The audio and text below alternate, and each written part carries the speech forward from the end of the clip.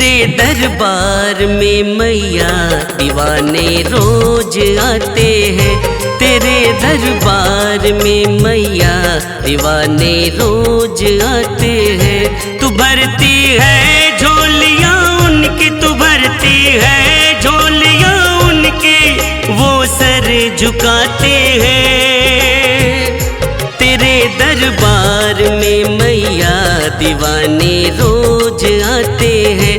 तेरे दरबार में मैया दीवाने रोज आते हैं।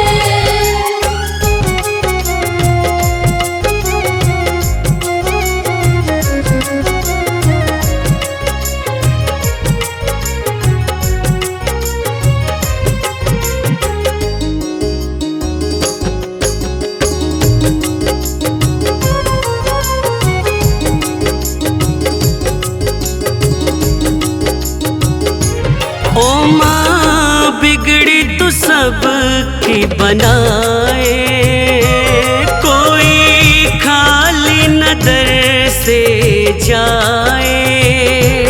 हो हो हो हो हो।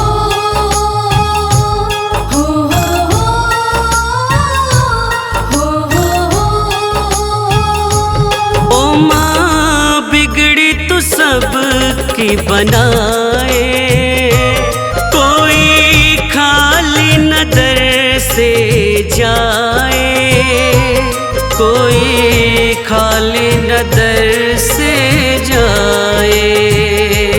कट जाते हैं संकट सारे, कट जाते हैं संकट सारे, वो मुस्कुराते हैं। तेरे दरबार में मैया दीवाने रोज आते हैं। तेरे दरबार में मैया दीवाने रोज आते हैं।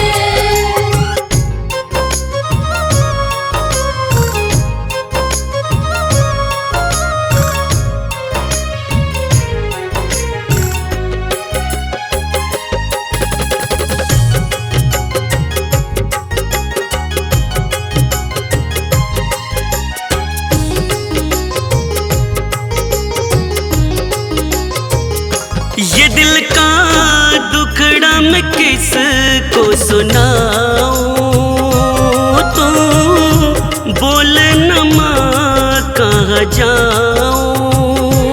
हो हो हो हो।